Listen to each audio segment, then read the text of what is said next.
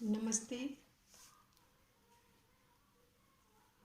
आज मैं आपको वायु टॉपिक बताने जा रही हूँ। वायु के गुण, वायु के गुण क्या हैं और उनको मैं TLM की सहायता से उनको मैं प्रैक्टिकली आपको करके दिखाऊंगी। आइए अपने आसपास घटित होने वाली कुछ घटनाओं पर नज़र डालते हैं। जैसे कमरे में पंखा चलने पर खुली हुई किताब के पन्ने उड़ने लगते हैं, फड़फड़ाने लगते हैं, पलटने लगते हैं। तेज हवा के झोंके से खिड़कियां अपने आप ही खट खट की आवाज़ करके बंद हो जाती हैं। सोचिए ऐसा क्यों होता है? ऐसा हमारे चारों ओर वायु की उपस्थिति के कारण होता है। तो आप सभी जानते हैं, हम सब जानते हैं कि वायु दिखाई नहीं देती है, उसका कोई रंग नहीं होता है, उसको हम महसूस कर सकते हैं।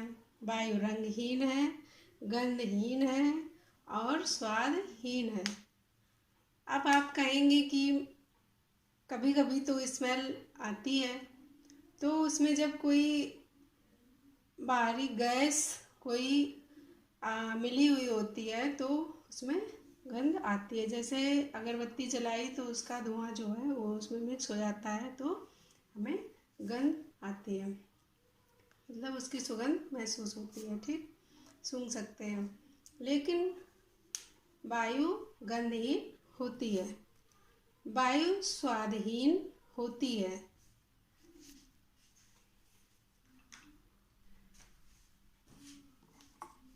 वायु, इतनी चीज़ें हम लोग जान गए कि वायु गंधहीन होती है, वायु रंगहीन होती है, वायु स्वादहीन होती है।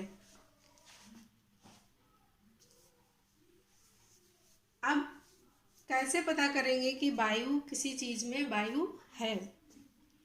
तो इसके लिए मैं एक प्रैक्टिकल आपके लिए लेकर आई हूँ। आपको इसमें देखना पड़ेगा। इस बाउल में, कटोरे में पानी भरा हुआ है और ये एक हमारे पास खाली शीशी है। इसमें बता सकते हैं आप, इसमें कुछ है क्या? चलिए देखते हैं इसमें क्या है। आप कटोरे में ध्यान से देखिएगा कि इससे क्या निकल रहा है। आपको कुछ निकलता हुआ दिखाई दे रहा है?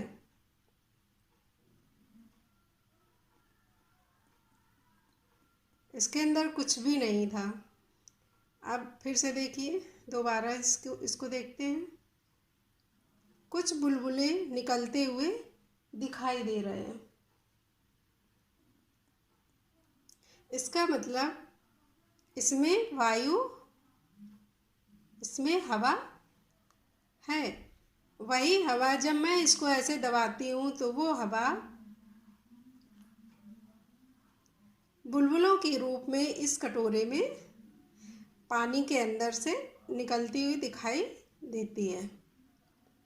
ओके, अब इसको अगर मैं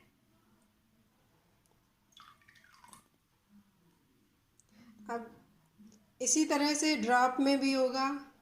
ये शीशी भी, खाली शीशी जो थी, ये ड्रॉप की तरह ही कार्य कर रही थी। ये इसमें क्या है? इसमें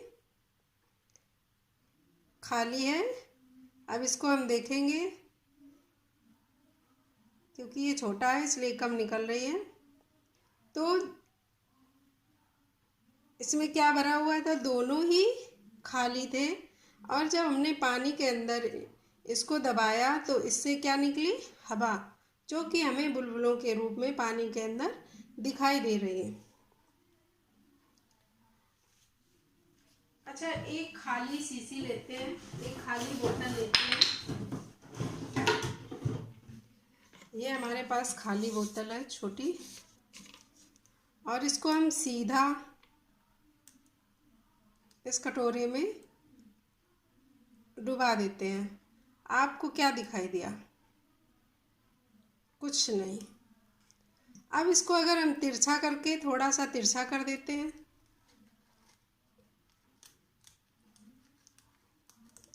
तो इससे कुछ निकलता हुआ दिखाई दे रहा है।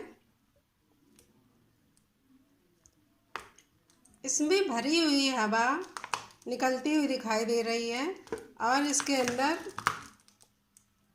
देखिए पानी आ गया। जब हम इस बोतल को सीधा डुबो रहे थे तो जो बोतल के अंदर जो वायु भरी हुई है उसको निकलने की जगह नहीं मिल रही थी, और पानी बोतल के अंदर नहीं मर पा रहा था। जब हवा से बोतल भरी हुई है तो पानी इसके अंदर नहीं जा रहा था, क्योंकि वो पहले से ही भरी हुई है वायु से। अगर इसको थोड़ी सी हवा हम निकाल लेते हैं तो उतना ही स्थान पानी इस बोतल के अंदर ले लेता है। इसका मतलब वायु जो है वो स्थान घेरती है। पानी इसके अंदर तब तक नहीं भरेगा जब तक कि वायु बाहर नहीं निकलेगी। पानी को जब इसके अंदर जाने का जब पानी इसके अंदर जाने के लिए जगह मिलेगी पानी को, तब पानी इसके अंदर जाएगा। और इसको तिरछा करने पर यह बोतल से बुलबुले के रूप में वायु बाहर निकल जाती है, और उतना ही स्थान पानी इसके अंदर ले लेता है।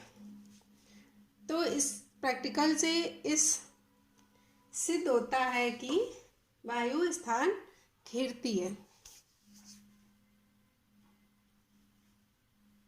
अब आगे देखते हैं। अब हम आगे देखते हैं। मैंने एक ये बोतल ली हुई है और इसमें एक बलून लगाया हुआ है।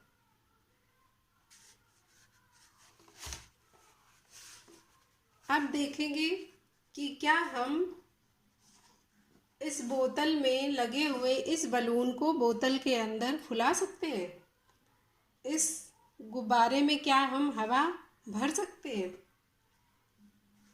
चलिए मैं करके देखती हूँ।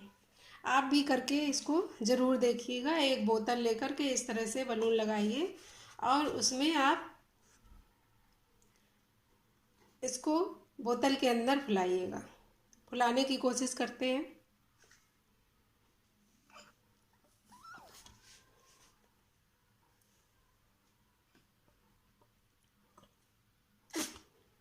इस गुब्बारे को फुलाना बहुत ही कठिन है।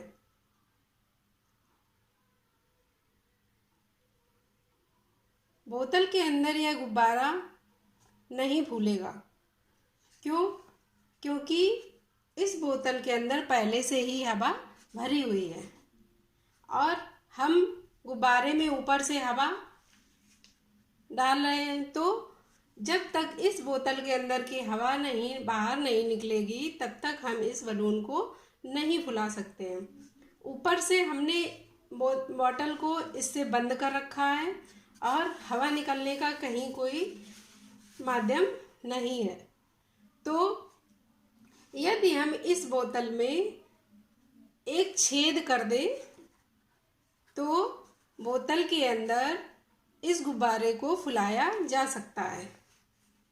मैंने यहाँ पहले से ही छेद करके रखा हुआ है बोतल में। अब हम इस गुब्बारे को आराम से बोतल के अंदर फुला सकते हैं।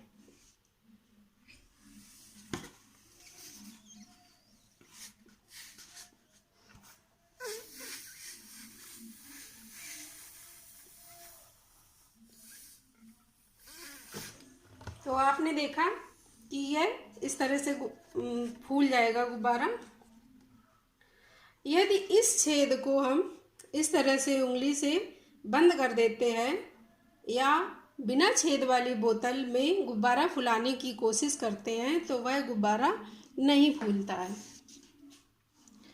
इसका मतलब जब तक इस छेद के माध्यम से हवा बाहर नहीं निकलेगी तो बोतल के अंदर यह बलून नहीं फूलेगा। इसको हम एक जादू की तरह भी ले सकते हैं। आप किसी बच्चे से कहिए कि आप बोतल में इस तरह से गुब्बारा, या किसी भी व्यक्ति से कहिए कि गुब्बारा फुलाए उस बोतल के अंदर, और आप इसको इस तरह से, इस छेद को इस तरह से बंद कर लें और वो फुलाने की कोशिश करता रहेगा लेकिन बलून नहीं फूलेगा। और जब आप बलून फुलाएंगे तो आराम से वह इस छेद को खोल दीजिए, आराम से फूल जाएगा। यह एक बच्चों को जादू की तरह हम लोग करके दिखा सकते हैं कि देखिए आप नहीं फुला पाए और इस तरह से फूल गया। तो यदि हम इस बलून को फुला करके और इस छेद को बंद कर लेते हैं तो यह बलून उसी तरह फूला रहता है। मतलब हवा इसकी बलून की खुले होने के बावजूद बाहर नहीं निकल पाती है। देखिएगा,